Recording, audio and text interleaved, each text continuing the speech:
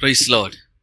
വളരെ അനുഗ്രഹിക്കപ്പെട്ടതായിരിക്കുന്ന ഈ നല്ല പകൽ സമയത്തിനായി ഞാൻ ദൈവത്തിന് സ്തോത്രം ചെയ്യുന്നു. വിശുദ്ധ സഭായോഗമായി കൂടി വന്ന് സ്തോത്രം വിശുദ്ധ സഭായോഗമായി കൂടി വന്ന് നമുക്ക് ഒരുമിച്ച് ദൈവസന്നിധിയിലായിരിക്കാൻ ഇന്ന് പകൽക്കാലം സ്വർഗത്തിലെ ദൈവം നമ്മെ സഹായിച്ചതോർത്ത് ഞാൻ ദൈവത്തിന് സ്തോത്രം ചെയ്യുന്നു. സ്തോത്രം. 108 സങ്കീർത്തനം അനുഗ്രഹീതമായിരിക്കുന്ന ഒരു സങ്കീർത്തനം. ഇന്നത്തെ കാലത്ത് നമ്മൾ പൊതുവിൽ ഒരു സംഗീത ശ്രദ്ധിക്കണമേ, ഒരു സംഗീത പരിപാടിക്കൊക്കെ പോയി കഴിഞ്ഞു കഴിഞ്ഞാൽ പൊതുവിൽ കുഞ്ഞുങ്ങളൊക്കെ, പ്രത്യേകിച്ച് ക്രിസ്തീയമായിരിക്കുന്ന കൂട്ടായ്മകളിൽ കുഞ്ഞുങ്ങളൊക്കെ മെഡ്ലി എന്ന് പറഞ്ഞൊരു പാട്ട് പാടാറുണ്ട്. അതായത് പല പാട്ടുകളിൽ നിന്ന് അതിലെ പല സ്റ്റാൻസുകളെ വേർതിരിച്ച് ഈണത്തിനും താളത്തിനും ഒരുമിച്ച് പോകുന്നതും അർത്ഥത്തോട് ചേർന്ന് പോകുന്നതും ഒക്കെ ആയിരിക്കുന്ന പല സ്റ്റാൻസുകളെ ചേർത്ത് വെച്ച് പാടുന്ന പാട്ടുകളുണ്ട്. വളരെ ഈ നാളുകളിൽ ഒത്തിരി പേർക്ക് ഇഷ്ടമാണ്. ഏതൊരു കല്യാണത്തിന് പോയാലും എൻഗേജ്മെന്റിന് പോയാലും കൊയർ പാടുന്ന ഒരു പാട്ടിൽ സാധാരണ അങ്ങനെ ഒരു പാട്ടൊക്കെ ഉണ്ടാകാറുണ്ട്. സ്തോത്രം. അതുപോലെ ഒരു പാട്ടാണ് 108 സങ്കീർത്തനം. സ്തോത്രം. ഇതിലെ വരികൾ അതുപോലെ മറ്റു ചില സങ്കീർത്തനങ്ങളിൽ അതുപോലെ വളരെ ചെറിയ നേരിയ പദവിന്യാസങ്ങളുടെ വ്യത്യാസത്തെ ഒഴിച്ചാൽ അതുപോലെ സ്തോത്രം മറ്റു ചില സങ്കീർത്തനങ്ങളിൽ നമുക്ക് കാണുവാനായിട്ട് സാധിക്കും. സ്തോത്രം. ആ സങ്കീർത്തനങ്ങൾ ദാവീദിന് തന്നെ സങ്കീർത്തനങ്ങളാണെന്നുള്ളതാണ് മറ്റൊരു കാര്യം. അതുകൊണ്ട് ഈ തലക്കെട്ടിൽ പറയുന്ന ആ ഓതർഷിപ്പ് അല്ലെങ്കിൽ രചയിതാവ് വളരെ ജെന്യൂൻ ആയിട്ടുള്ള ഒരു രചയിതാവാണെന്ന് നമുക്ക് കാണുവാനായിട്ട് സാധിക്കും. അവിടെ പറയുകയാണ്, ഒരു ഗീതം ദാവീദിന്റെ ഒരു സങ്കീർത്തനം. സ്തോത്രം.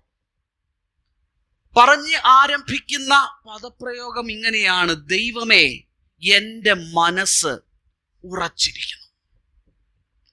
സ്തോത്രം. എന്നാൽ ഇതിന്റെ ഈ പാട്ടെടുത്ത സങ്കീർത്തനം 57 സങ്കീർത്തനമാണ്.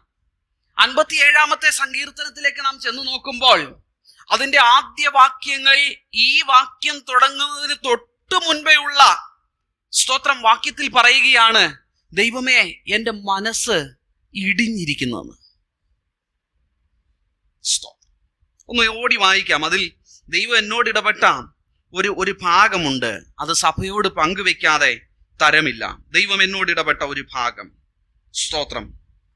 57 വാക്യത്തിൽ 57 സങ്കീർത്തനത്തിൽ 6 വാക്യത്തിൽ നാം ഇങ്ങനെ കാണുന്നു: അവർ എൻ്റെ കാലടികൾക്ക് ഒരു വല വിരിച്ചു, എൻ്റെ മനസ്സ് ഇടിഞ്ഞിരിക്കുന്നു. എന്നിട്ട് പറയുകയാണ്, അവർ എൻ്റെ മുമ്പിൽ ഒരു കുഴി കുഴിച്ചു, അതിൽ അവർ തന്നെ വീണു. അത് കഴിഞ്ഞ് എഴുതിയിരിക്കുന്ന പദം എന്തോ അല്ല, ആ വാക്യത്തോട് ചേർന്ന് എഴുതിയിരിക്കുന്ന ഒരു പദമുണ്ട്. നമ്മൾ പൊതുവിൽ സങ്കീർത്തനം വായിക്കുമ്പോൾ വായിക്കാറില്ലാത്തൊരു പദമാ സെല എന്ന് എഴുതിയിരിക്കുന്നു. സെല എന്ന് പറഞ്ഞാൽ എന്തുവാ?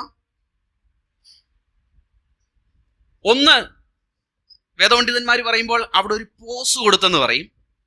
എന്നാൽ സംഗീതത്തോടുള്ള ബന്ധത്തിൽ നാം അതിനെക്കുറിച്ച് ചിന്തിക്കുമ്പോൾ, അതിനെക്കുറിച്ച് വായിക്കുന്നത്, അതിനെക്കുറിച്ച് പഠിക്കുന്നത്, ആ ഭാഗം എത്തുമ്പോൾ സങ്കീർത്തനം ചൊല്ലുന്നത് നിർത്തിയിട്ട് വാദ്യ ഉപകരണങ്ങൾ ഉച്ചത്തിൽ വായിക്കുകയും ആ സമയത്ത് ജനം ദൈവത്തിന് സ്തോത്രം ചെയ്യുകയും ചെയ്യുമെന്ന. സ്തോത്രം. അങ്ങനെയായിരുന്നു അവരുടെ പൊതുവിൽ സങ്കീർത്തനങ്ങൾ എന്ന് പറഞ്ഞു കഴിഞ്ഞാൽ നമ്മൾ ചിന്തിക്കുമ്പോൾ എപ്പോഴും ഓർക്കണം, ഇത് ഇസ്രായേലിൻ്റെതായിരിക്കുന്ന തനിച്ചുള്ള ജീവിതത്തിലും പല സമയങ്ങളിലും ഈ സങ്കീർത്തനങ്ങൾ ആലയത്തോടുള്ള ബന്ധത്തിൽ അവർ ഒരുമിച്ച് ചേർന്ന് പാടിയിരുന്ന പാട്ടുകളാണ്. ഇപ്പൊ നമ്മൾ ആരാധനയുടെ ആരംഭത്തിങ്കൽ എങ്ങനെ പാട്ടുകളെ പാടി ദൈവത്തെ സ്തുതിക്കുന്നുവോ, അതുപോലെ നിശ്ചയിക്കപ്പെട്ടതായ സമയങ്ങളിൽ അവർ ഒരുമിച്ച് പാടി സ്തോത്രം ദൈവത്തെ സ്തുതിച്ചിരുന്ന ഗാനങ്ങളാണ്.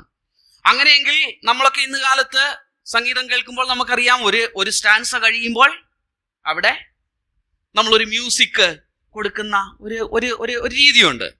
അതുപോലെ മ്യൂസിക് കൊടുക്കുകയും ആ സമയത്ത് ദൈവജനം ദൈവത്തെ സ്തുതിക്കുകയും ചെയ്തു എന്ന് വേദപണ്ഡിതന്മാർ ഈ സേല എന്നുള്ള പദത്തെക്കുറിച്ച് ഒത്തിരിയേറെ അഭിപ്രായപ്പെടുന്നുണ്ട്. അങ്ങനെയാണെങ്കിൽ പ്രിയ ദൈവകുഞ്ഞുങ്ങളെ, ഇതിൽ നിന്ന് ഞാനൊരു കാര്യം മനസ്സിലാക്കിയത് നിങ്ങളോട് പറയാം. സ്തോത്രം. തൻ്റെ മുൻപിലുള്ള ശത്രു തനിക്കെതിരായി വല വിരിച്ചതും തനിക്കെതിരായി കുഴി കുഴിച്ചതും അതിൽ അവൻ തന്നെ വീഴുകയും ചെയ്ത ഒരനുഭവമുള്ള സങ്കീർത്തനക്കാരൻ. അവൻ അവിടെ ഒരു നിമിഷം നിർത്തിയിട്ട് ദൈവത്തെ സ്തുതിച്ച്, ദൈവത്തെ വാഴ്ത്തി, ദൈവത്തെ മഹത്വപ്പെടുത്തി, ദൈവത്തിൻ്റെതായിരിക്കുന്ന കൃപകളെ കുറിച്ച് വർണ്ണിക്കുമ്പോൾ അടുത്ത വാക്യത്തിൽ അവൻ പറയുകയാണ്, ഇടിഞ്ഞിരിക്കുകയല്ല കർത്താവേ എന്റെ മനസ്സ്, അങ്ങേ ആരാധിക്കുമ്പോൾ, അങ്ങേ സ്തുതിക്കുമ്പോൾ എന്റെ മനസ്സ് ഉറച്ചിരിക്കുകയാണ്. മനസ്സിലാകുന്നുണ്ടോ?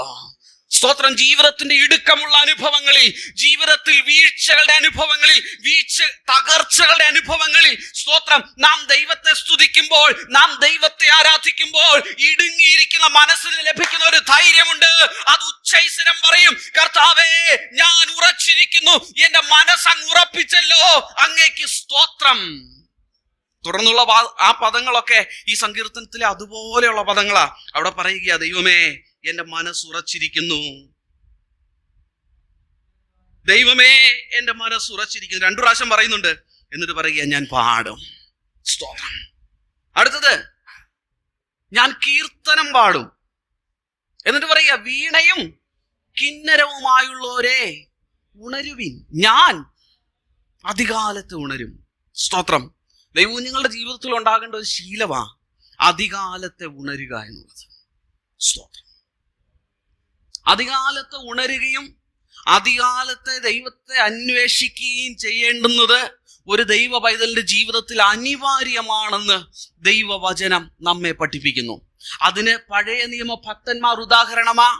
നാം മാതൃകയായി കൊണ്ടു നടക്കുകയും നമ്മുടെ രക്ഷിതാവും കർത്താവുമായവൻ അതിരാവിലെ എഴുന്നേറ്റ് പ്രാർത്ഥിച്ചെന്നുള്ളത് നമുക്ക് ഉദാഹരണമാ. അപ്പോസ്തലന്മാർ ഉദാഹരണമാ. നമ്മുടേതായിരിക്കുന്ന സ്തോത്രം ഭക്ത ശിരോമണികൾ അതിനുദാഹരണമാ. സ്തോത്രം. അവർ രാവിലെയും വൈകിട്ടും കിടക്കകളിൽ ഒഴുക്കിയ കണ്ണുനീരിന്റെ ഫലമാണ് ഇന്ന് പകൽക്കാലം പലപ്പോഴും നാം നിവർന്നു നിൽക്കുന്നതിന്റെ ഏക കാരണമെന്ന് പറയുന്നതും തെറ്റില്ല. സ്തോത്രം. പ്രാർത്ഥന കുറഞ്ഞു പോകുന്നുണ്ടോ എന്ന് ഈ നാളുകളിൽ നാം ചിന്തിക്കണം. സ്തോത്രം. മറ്റൊരു ഭാഗം കൂടെ പറയുക, വീണയും കിന്നരവുമായുള്ളവരെ ഉണരുവീൻ, ഞാൻ അധികാലത്തെ ഉണരും. സ്തോത്രം. ഇതിനെക്കുറിച്ച് ഞാൻ ചിന്തിച്ചപ്പോൾ എൻ്റെ ഹൃദയത്തോട് ഇടപെട്ട ഒരു ചിന്ത ഇങ്ങനെയാ. പലപ്പോഴും ദൈവത്തെ സ്തുതിക്കുമ്പോൾ സങ്കീർത്തനക്കാരൻ ഇവിടെ പറയുകയാണ്, വീണയും കിന്നരവുമായുള്ളവരെ ഉണരുവീൻ. 2 വാദ്യ ഉപകരണങ്ങളാ. സ്തോത്രം. 2 വാദ്യ ഉപകരണങ്ങൾ തമ്മിൽ ചേർച്ചയില്ലാത്ത നാദം പുറപ്പെടുവിക്കുന്നുവെങ്കിൽ ഒരു സംഗീതത്തിന് ഒരു മാധുര്യം ഉണ്ടാവുകയില്ല. സ്തോത്രം. പലപ്പോഴും ജോയ്സിംഗ് പാസ്റ്റർക്ക് പാട്ട് നിർത്തേണ്ടി വരുന്നത് എന്തുകൊണ്ടാ? അല്ലെങ്കിൽ വായന നിർത്തേണ്ടി വരുന്നത് എന്തുകൊണ്ടാ? നമ്മൾ കണ്ടതിലെ പാടുന്നത് കൊണ്ടാ. കണ്ടോ? അതിന്റെ മാധുര്യം നഷ്ടപ്പെടുമ്പോൾ അതിന്റെ ആ ഒഴുക്കിന് ഒരു തടസ്സം നേരിടുന്നു. സ്തോത്രം. പ്രിയമുള്ളവരെ, നമ്മുടെ വീണയും കിന്നരവുമായുള്ളവരെ ഉണരുക എന്ന് പറയുമ്പോൾ എൻ്റെ ഹൃദയത്തിൽ വന്ന ചിന്ത എന്താണെന്നറിയാമോ?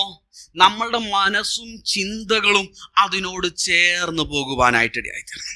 പല സമയങ്ങളിലും നാവ് കൊണ്ട് സ്തോത്രവും ഹല്ലേലൂയയും പ്രൈസ് ലോർഡും ഒക്കെ വരുന്നുണ്ട്. ചില നേരങ്ങളിൽ ഞങ്ങൾ ദൈവദാസന്മാരെ നിർബന്ധിക്കുന്നത് കൊണ്ട് സ്തോത്രം വരാറുണ്ട്. അങ്ങനെയല്ല ദൈവം ആഗ്രഹിക്കുന്നത്. ഉള്ളത്തിൽ നമ്മുടെ ചിന്തകളും അതിനോട് ചേർന്ന്, നമ്മുടെ ആഗ്രഹങ്ങളും അതിനോട് ചേർന്ന്, നമ്മളുടെ മനസ്സും അതിനോട് ചേർന്ന് ദൈവത്തെ സ്തുതിക്കുവാനായിട്ടിടയായിത്തീരണം. അവ തമ്മിലൊരു താളബോധം ഉണ്ടാകണം. അത് തമ്മിലൊരു ഐക്യത ഉണ്ടാകുവാനായിട്ടിടയായിത്തീരണം. സ്തോത്രം. എന്തിനാടാ ദൈവത്തെ സ്തുതിച്ചെന്ന് ചോദിച്ചാൽ, ആരാണ്ടാർക്കും വേണ്ടി ദൈവത്തെ സ്തുതിച്ചെന്നുള്ള ഒരു അനുഭവം നമ്മുടെ ജീവിതത്തിൽ ഉണ്ടാകരുത്. അത്രയും പറഞ്ഞ് ഞാൻ അവിടെ നിന്ന് നിർത്തുക. സ്തോത്രം. നമ്മൾ സ്തുതിക്കുന്നത് അർത്ഥപൂർണമായ സ്തോത്രങ്ങളായിത്തീരണം. കൊച്ചു കുഞ്ഞുങ്ങളൊക്കെ ചില സമയങ്ങളിൽ ഞാൻ ചിന്തിക്കാറുണ്ട്, അവര് ഉച്ചത്തിൽ ദൈവത്തെ സ്തുതിക്കുക. എന്തിനാ സ്തുതിച്ചതെന്ന് അവർക്കറിയത്തില്ല. അവരുടെ പ്രായത്തില് നമുക്കതിനെ വലിയ തോതിൽ കുറ്റപ്പെടുത്താനില്ല. കാരണം അവർക്ക് അത്രയ്ക്ക് മുതിർന്നവരായിരിക്കുന്ന നമ്മളും സ്തോത്രം ചിലരൊക്കെ പ്രാർത്ഥിച്ചു പോകും ഇടയ്ക്കിരുന്ന്. ചിലർ സ്തോത്രം, നിങ്ങളെ ആരും കുറ്റപ്പെടുത്തിയല്ല കേട്ടോ സംസാരിക്കുന്നത്. എന്നാൽ ചില സമയങ്ങളിൽ മറ്റുള്ളവരുടെ പ്രാർത്ഥന എന്താണെന്ന് പോലും അറിയാതെ നമ്മൾ ഇപ്പുറത്തിരുന്ന് ഹല്ലേലൂയയും പ്രൈസ് ലോർഡും പറയും. നോ, സ്തോത്രം. അതിനോട് ചേർന്ന് പോകണം. ഇതൊക്കെ തമ്മിലൊരു ഒരു ഐക്യവും ബന്ധവും യോജിപ്പും ഒക്കെ ഉണ്ടാകണം. സ്തോത്രം. അപ്പോൾ അത് മാധുര്യമുള്ള ഒരു ഗാനം പോലെ ദൈവസന്നിധിയിൽ സുഗ്രാഹ്യമായ ഒരു യാഗമായി തീരും എന്ന് നാം മറന്നു പോകരുത്. സ്തോത്രം. മുമ്പോട്ട് പോകുകയാണ്. സ്തോത്രം. നിന്റെ ദയ യഹോവേ, വംശങ്ങളുടെ ഇടയിൽ ഞാൻ നിനക്ക് സ്തോത്രം ചെയ്യും, ജാതികളുടെ മധ്യേ ഞാൻ നിനക്ക് കീർത്തനം പാടും. സ്തോത്രം. ആ ഭാഗം നമുക്ക് പൊതുവെ അറിയാവുന്ന ഒരു ഭാഗമായതുകൊണ്ട് നമ്മുടെ ജീവിതത്തിൽ ദൈവത്തെ സ്തുതിക്കുന്നത്, നമുക്കുള്ളിൽ നാം ദൈവത്തെ സ്തുതിക്കണം. സ്തോത്രം. അതോടൊപ്പം മറ്റുള്ളവർ നമ്മോട് ചേർന്ന് ദൈവത്തെ സ്തുതിക്കുവാൻ നാം ഓരോരുത്തരും കാരണമായി തീരണം എന്ന് മറന്നു പോകാത്തൊരു സങ്കീർത്തനക്കാരൻ. സ്തോത്രം. തുറന്നു പോകുക. നിന്റെ ദയ ആകാശത്തിന് മീതെ വലുതാകുന്നു, നിന്റെ വിശ്വസ്തത മേഘങ്ങളോളം എത്തുന്നു. അപ്പോൾ ഈ വാക്യത്തിൻ്റെതായിരിക്കുന്ന ആ ബാക്ക്ഗ്രൗണ്ടിലേക്ക്, ആ പശ്ചാത്തലത്തിലേക്ക് ചെന്ന് നിങ്ങളൊന്ന് ചിന്തിക്കണം. തനിക്കെതിരെ വലവിരിക്കുന്ന ഒരു കൂട്ടം മനുഷ്യരുടെ ഇടയിൽ താൻ വലയുടെ ബഹുത്വവും അതിൻ്റെ കുടുക്കും കണ്ട് ഇടിഞ്ഞുപോയ നിമിഷത്തിൽ ദൈവത്തെ ആരാധിച്ച് ബലം പ്രാപിച്ചിട്ട് പറയുകയാണ്, ഇനി ഞാൻ അവനുണ്ടാക്കുന്ന കുഴിയെക്കുറിച്ചും അവൻ നെയ്യുന്ന വലയെയും കുറിച്ചല്ല പരിഭ്രമിക്കുന്നത്, മറിച്ച് കർത്താവേ, അവിടുത്തെ ദയ ആകാശത്തോളമാ.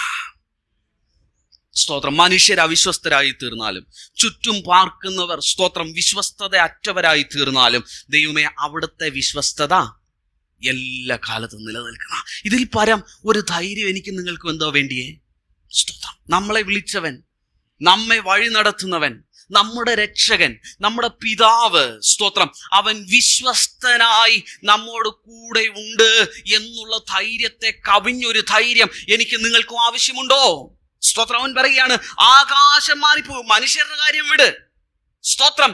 ആകാശം മാറിപ്പോയാലും കുന്നുകൾ നീങ്ങിപ്പോയാലും എനിക്ക് നിന്നോടുള്ള സമാധാന നിയമം ഒരിക്കലും നീങ്ങിപ്പോവുകയില്ലെന്ന്.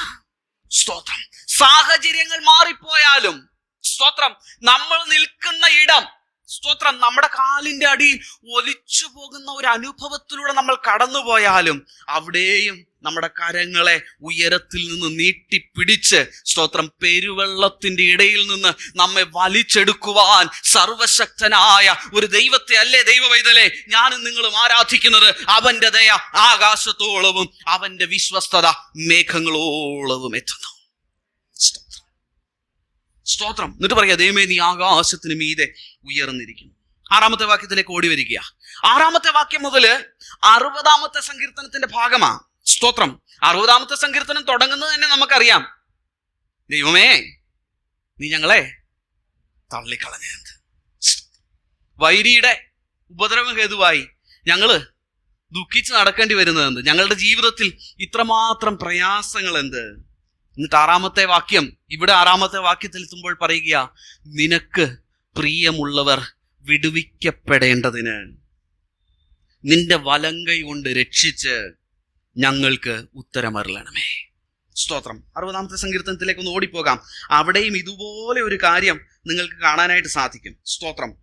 60-ാമത്തെ സങ്കീർത്തനം 4-ാമത്തെ വാക്യം, 3-ാമത്തെ വാക്യം, 4-ാമത്തെ വാക്യമൊക്കെ കഴിയുമ്പോൾ, സ്തോത്രം, അവിടെ കാണുന്ന ഒരു പദപ്രയോഗമുണ്ട്, വീണ്ടും സേലാ. സ്തോത്രം. ദൈവമേ, നീ ഞങ്ങളെ തള്ളിക്കളഞ്ഞ് ചിതറിച്ചിരിക്കുന്നു, നീ കോപിച്ചിരിക്കുന്നു, ഞങ്ങളെ യഥാസ്ഥാനത്താക്കണമേ എന്ന് പറഞ്ഞ് പ്രാർത്ഥിച്ചിട്ട്, സ്തോത്രം, ദേശത്തെ നടുക്കി ഭിന്നിപ്പിച്ചിരിക്കുന്നു എന്ന് പറഞ്ഞിട്ട്, സ്തോത്രം, നിന്റെ ജനം കാഠിന്യം അനുഭവിക്കുന്നു എന്ന് പറഞ്ഞിട്ട്, സ്തോത്രം, 4-ാമത്തെ വാക്യത്തിലെത്തിയിട്ട് സങ്കീർത്തനക്കാരൻ പറയുക, നിമിത്തം ഉയർത്തേണ്ടതിന് നീ നിന്റെ ഭക്തന്മാർക്ക് ഒരു കൊടി നൽകിയിരിക്കുന്നു. എന്നിട്ട് അവിടെ നിർത്തിയിട്ട്, സ്തോത്രം, ഈ കൊടിയെക്കുറിച്ചും, സ്തോത്രം, നമുക്ക് മീതെ, സ്തോത്രം, സംരക്ഷണ വലയമായി, സ്തോത്രം, വർത്തിക്കുന്ന ഒരു കർത്താവിനെ, സേലാ, സ്തോത്രം, അവിടെ പാടി സ്തുതിച്ച് ആരാധിച്ചതിന് ശേഷം സങ്കീർത്തനക്കാരൻ പറയുന്ന വാക്യമാ 108 സ്തോത്രം, സങ്കീർത്തനക്കാരൻ എടുത്തിട്ടിരിക്കുന്നത്. അവിടെ പറയുകയാണ്, ദൈവമേ, സ്തോത്രം, നിനക്ക് പ്രിയമുള്ളവർ വിടുവിക്കപ്പെടേണ്ടതിന് നിന്റെ വലങ്കൈ കൊണ്ട് രക്ഷിച്ച് ഞങ്ങൾക്ക് ഉത്തരം അരുളണമേ. സ്തോത്രം. സ്തോത്രം. ആരാധിക്കാൻ മടിയുള്ളവരോട്, സ്തോത്രം, ദൈവത്തെ സ്തുതിക്കാൻ മടിയുള്ളവരോട് ഇന്ന് പകൽക്കാലം ഞാൻ ആത്മാർത്ഥമായിട്ടും വിളിച്ചു പറയട്ടെ, ദൈവത്തെ സ്തുതിക്കുന്നതും ദൈവത്തെ മഹത്വപ്പെടുത്തുന്നതും നമ്മുടെ ജീവിതത്തിന്റെ വിടുതലാണെന്ന് മറന്നു പോകരുത്. സ്തോത്രം. എപ്പോഴെല്ലാം ദൈവത്തെ സ്തുതിക്കുവാൻ മടി കാണിക്കുന്നുവോ, നമ്മുടെ ജീവിതത്തിന്റെ സ്തോത്രം മുന്നോട്ടുള്ള പ്രയാണത്തിന് ഞാനും നിങ്ങളും തന്നെ വിലങ്ങുതടികളായിത്തീരുന്നു എന്നുള്ളത് ഒരു പരമാർത്ഥ സത്യമാണ്. സ്തോത്രം, സ്തോത്രം. മുമ്പോട്ട് പോകുകയാണ്. നിനക്ക് പ്രിയമുള്ളവർ വിടുവിക്കപ്പെടേണ്ടതിന്. എന്നെ ഒത്തിരി ചിന്തിപ്പിച്ച ഒരു വാക്യമാണ്. സ്തോത്രം, സ്തോത്രം. നിനക്ക് പ്രിയമുള്ളവർ വിടുവിക്കപ്പെടേണ്ടതിന്. അടുത്ത് പറയുകയാണ്, നിന്റെ വലങ്കൈ കൊണ്ട് രക്ഷിച്ച് ഞങ്ങൾക്ക് ഉത്തരമരുളണമേ. ദൈവമേ, ഞങ്ങൾക്ക് അങ്ങ് ഉത്തരമരുളുന്നതിലൂടെ എന്തുവാ സംഭവിക്കുന്നത്? ഞങ്ങൾക്ക് ഉത്തരമരുളുന്നതിലൂടെ എന്തുവാ സംഭവിക്കുന്നത്? എല്ലാവരും എൻ്റെ കൂടെ ഉണ്ടോ? ഞങ്ങൾക്ക് ഉത്തരമരുളുന്നതുകൊണ്ട് എന്ത് സംഭവിക്കുന്നു? ദൈവത്തിന് പ്രിയമുള്ളവർ വിടുവിക്കപ്പെടുന്നു. നമ്മുടെ പ്രാർത്ഥന കേൾക്കുന്നത് കൊണ്ട് ദൈവത്തിന് പ്രിയമുള്ള അത്രയും ആളുകൾ വിടുവിക്കപ്പെടുന്നതിന് മുഖാന്തരമായി തീരണമെന്ന്. സ്തോത്രം. നമ്മുടെ ജീവിതത്തിൽ വിടുതൽ അനുഭവിക്കുന്നത് കൊണ്ട് ദൈവത്തിന് പ്രിയമുള്ള അത്രയും ആളുകൾ, അത് എത്രയും ആളുകളാന്ന് ചോദിച്ചാൽ എണ്ണി തീർക്കാൻ കഴിയല്ല. സ്തോത്രം. അങ്ങനെ ആ പ്രിയമില്ലാത്ത, സ്തോത്രം, ദൈവം സ്നേഹിക്കാത്ത ആരെങ്കിലും ഉണ്ടോ എന്ന് ചോദിച്ചാൽ അങ്ങനെയും ഒരാളെ നമുക്ക് കാണാനായിട്ട് സാധിക്കുകയില്ല. സ്തോത്രം. നിനക്ക് പ്രിയമുള്ളവർ വിടുവിക്കപ്പെടേണ്ടതിന് ഞങ്ങളെ രക്ഷിക്കണമേ. ഈ ദിവസങ്ങളിൽ ഇതൊരു പ്രാർത്ഥനയായി തീരണം. കർത്താവേ, മറ്റുള്ളവർ നന്മ അനുഭവിക്കേണ്ടതിന് അവിടുത്തെ നന്മ ഞങ്ങൾ അനുഭവിക്കുവാനായിട്ടിടയായി തീരട്ടെ. മറ്റുള്ളവർക്ക് കൊടുക്കുവാൻ എൻ്റെ കരങ്ങളിൽ ഉണ്ടാകേണ്ടതിന് എൻ്റെ കരങ്ങളെ ബലപ്പെടുത്തണമേ. സ്തോത്രം. കഴിഞ്ഞ ദിവസം ഞാനിങ്ങനെ ചിന്തിപ്പാനായിട്ടിടയായി തീർന്നു. ഒരാൾക്ക് എന്തെങ്കിലും ഒന്ന് കൊടുക്കണമെങ്കിൽ വല്ലവരോടും പോയി ചോദിച്ചിട്ട് കൊടുക്കുന്ന ഒരു അനുഭവമല്ല. സ്തോത്രം. ഇച്ചിരി തരാമോ, ഇന്നാക്ക് കൊടുക്കാനുണ്ട്, അതിനു വേണ്ടിയാ, ഒന്ന് തരാമോ എന്ന് ചോദിക്കുന്ന അനുഭവമൊന്നുമല്ല. സ്വന്തം കയ്യിൽ, സ്തോത്രം, ഇല്ലാത്തൊരുത്തിന് കൊടുക്കാൻ തക്കവണ്ണം, നിന്റെ കൈ നിറഞ്ഞിരിക്കാൻ തക്കവണ്ണം ദൈവസന്നിധിയിൽ പ്രാർത്ഥിക്കണം. സ്തോത്രം, സ്തോത്രം. നമ്മുടെ കൈ, നമ്മുടെ മാവ്, സ്തോത്രം, നമ്മുടെ തൊട്ടി, സ്തോത്രം, നമ്മുടെ കന്നുകാലികൾ, നമ്മുടെ ജീവിതമാർഗങ്ങൾ, നമ്മുടെ സാമ്പത്തിക നിലവാരങ്ങൾ അനുഗ്രഹിക്കപ്പെട്ടിരിക്കണം, നിറഞ്ഞിരിക്കണം. എന്തിനു വേണ്ടി? സ്തോത്രം, മറ്റുള്ളവർക്ക് കൊടുക്കാൻ വേണ്ടി. അപ്പൊ ഇതിൽ രണ്ട് കാര്യമുണ്ട്. ഒന്ന്, നിറഞ്ഞിരിക്കുക എന്നുള്ള ഒരു അനുഭവം പറയുമ്പോൾ എല്ലാവർക്കും ഇഷ്ടമാണ്. സ്തോത്രം. എല്ലാവർക്കും ഭയങ്കര ഇഷ്ടമുള്ള ഒരു കാര്യമാണ് നമ്മൾ നിറഞ്ഞിരിക്കുക എന്ന് പറയുന്നത്. നമ്മൾ നിറഞ്ഞിരിക്കുന്നത് എന്തിനാണെന്ന് നിശ്ചയമായും ഒരു ഒരു ഒരു ഒരു ഒരു കൃത്യമായ കാഴ്ചപ്പാടുണ്ടായിരിക്കണം. സ്തോത്രം. പറയാൻ പറ്റുമോ, എനിക്കുള്ള നന്മയിൽ ഇത്ര ശതമാനം കൃത്യമായി ഞാൻ ഒരു നല്ല കാര്യത്തിന് വേണ്ടി ചെലവഴിക്കുമെന്ന്, ഒരു ദൈവഹിത പ്രകാരമുള്ള കാര്യത്തിന് വേണ്ടി ചെലവഴിക്കുമെന്ന്? സ്തോത്രം. എന്നെ എപ്പോഴും ചിന്തിപ്പിക്കാറുള്ള ഒരു വചനമല്ല, ഒരു കൊട്ടേഷൻ ഉണ്ട്. നമ്മളുടെ വരുമാനങ്ങൾ വളരുന്നതിനനുസരിച്ച് നമ്മുടെ ജീവിത എന്തായാലും പറയും സ്റ്റാറ്റസിനെ ഉയർത്തുക എന്നുള്ളതല്ല. സ്തോത്രം. മറിച്ച് നമ്മളുടെ കൊടുക്കുന്ന സ്റ്റാറ്റസിനെ ഉയർത്താൻ നമുക്ക് കഴിയണം. സ്തോത്രം. അങ്ങനെയൊക്കെ തീരുമാനിക്കുന്നവരെ നിശ്ചയമായും ദൈവം നിറയ്ക്കുമെന്ന് എൻ്റെ ഹൃദയത്തിൽ ഒരു വിശ്വാസമുണ്ട്. സ്തോത്രം. നമുക്ക് തീരുമാനം ഉണ്ടായിരിക്കും.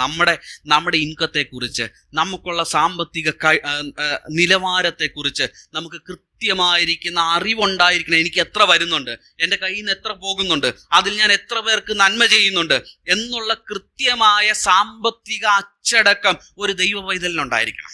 കണക്കില്ലാത്ത സമ്പത്ത് എനിക്ക് നിങ്ങൾക്ക് ഉണ്ടാകരുതേ എന്നാ എൻ്റെ പ്രാർത്ഥന. സ്തോത്രം. കണക്കില്ലാത്തത്, അറിവില്ലാത്തത്, ബോധമില്ലാത്ത, എത്ര വരുന്നുണ്ടെന്നും അറിയത്തില്ല, എത്ര പോകുന്നുണ്ടെന്നും അറിയത്തില്ലാത്ത ഒരു നന്മ എനിക്ക് നിങ്ങൾക്ക് ഉണ്ടാകരുത്. അത് ആപത്താ. എത്ര വരുന്നുണ്ടെന്നും ഒരു ദൈവവേദന അറിഞ്ഞിരിക്കണം, എത്ര ചെലവാകുന്നുണ്ടെന്നും അറിഞ്ഞിരിക്കണം, അതെന്തിനൊക്കെ ചെലവാക്കിയെന്നും കൃത്യമായിട്ടുള്ള ഒരു ബോധം എനിക്കും നിങ്ങൾക്കും ഉണ്ടായിരിക്കണം. ഇതൊരു നല്ല ദൂതാ, നിങ്ങൾ ഏറ്റെടുത്തോളൂ. സ്തോത്രം. അതിൽ ഒരു നല്ല പങ്ക്, സ്തോത്രം, ഇല്ലാത്തവർക്കും, സ്തോത്രം, നന്മ ചെയ്യുന്നതിൽ മടുത്തുപോകാത്ത ഒരു രീതിയിൽ നിങ്ങൾ ചിലവഴിക്കുവാൻ പഠിക്കണം. എനിക്കതിന് സാധിക്കട്ടെ എന്ന് ഞാൻ ദൈവസന്നിധിയിൽ പ്രാർത്ഥിക്കുക. സ്തോത്രം. സ്തോത്രം. തുടർന്നങ്ങോട്ട് ദൈവം കൊടുത്ത വിജയം, ഇതിന്റെ ഭാഗങ്ങളൊക്കെ എൻ്റെ ഓർമ്മ ശരിയാണെങ്കിൽ 2 ശമൂവേൽ 8-ാം അധ്യായത്തിലൊക്കെയാണെന്ന് തോന്നുന്നു. അതുപോലെ തന്നെ 1 ദിനവൃത്താന്തം 18-ാം അധ്യായത്തിലൊക്കെ നമുക്ക് ഇതിന്റെ ബാക്ക്ഗ്രൗണ്ട് കാണാനായിട്ട് സാധിക്കും. ദാവീദ് ജയിച്ച് മടങ്ങി വരുന്ന അനുഭവങ്ങളൊക്കെ കാണുവാനായിട്ട് സാധിക്കും. സ്തോത്രം. എന്നിട്ട് അവസാനം പറയുക, ദൈവമേ ഞങ്ങളുടെ വൈരികൾക്ക് നേരെ ഞങ്ങൾക്ക് സഹായം ചെയ്യണം. ഈ 60-ാമത്തെ സങ്കീർത്തനം എന്നെ ഒത്തിരി ചിന്തിപ്പിച്ചു. ഞാൻ നിർത്തുകയാണ്. സ്തോത്രം. 60-ാമത്തെ സങ്കീർത്തനം വാസ്തവത്തിൽ ദൈവമേ ഞങ്ങളെ തള്ളിക്കളഞ്ഞിരിക്കുന്നത് എന്തെന്നൊക്കെ ചോദിക്കുമ്പോൾ തന്നെ വാസ്തവത്തിൽ ജയത്തിന്റെ ഒരു സാഹചര്യത്തിൽ എഴുതിയ സങ്കീർത്തനമാണ്. ഒത്തിരിയേറെ നാടുകളെ ആ ഭാഗമൊക്കെ പശ്ചാത്തലം ഒന്ന് വായിച്ചു നോക്കുമ്പോൾ നിങ്ങൾക്ക് മനസ്സിലാവും. 1 ദിനവൃത്താന്തം 18 വായിച്ചു നോക്കിയാൽ മതി. സ്തോത്രം. ശമൂവേലിൻ്റെത് പിന്നീട് ഞാൻ പറയാം. സ്തോത്രം. ഈ ഭാഗമൊക്കെ വായിച്ചു നോക്കുമ്പം ദാവീദും യോവാബും എല്ലാം കൂടെ പോയി ശക്തമായ, അതിന്റെ അവസാനത്തെ ആ ഒരു സെന്റൻസ് അവസാനിക്കുന്ന ഇങ്ങനെയാ പറയുന്നത്, ദൈവം ദാവീദിന് എല്ലായിടത്തും ജയം നൽകിയെന്ന് പറയുന്ന ഒരു പശ്ചാത്തലത്തിലാ ദാവീദ് എഴുതുന്നേ. ദൈവമേ ഞങ്ങളെ തള്ളിക്കളഞ്ഞത് എന്നെ ഒത്തിരി അത്ഭുതപ്പെടുത്തുവാനായിട്ട് ഇടയായിത്തീർന്നു. ഞാൻ അതിനെക്കുറിച്ച് പൂർണ്ണമായി പഠിച്ചു തീരാത്തതുകൊണ്ടാണ് ഞാൻ അതിനെപ്പറ്റി പ്രസംഗിക്കാത്തത്. പക്ഷേ സ്തോത്രം, ആ ഒരു സാഹചര്യത്തിലും ദാവീദ് പ്രാർത്ഥിക്കുന്ന ഒരു പ്രാർത്ഥനാ ശകലം, അവസാന വാക്യങ്ങൾ, വൈരികളുടെ നേരെ ഞങ്ങൾക്ക് സഹായം ചെയ്യണമേ, മനുഷ്യന്റെ സഹായം വ്യർത്ഥമല്ലോ.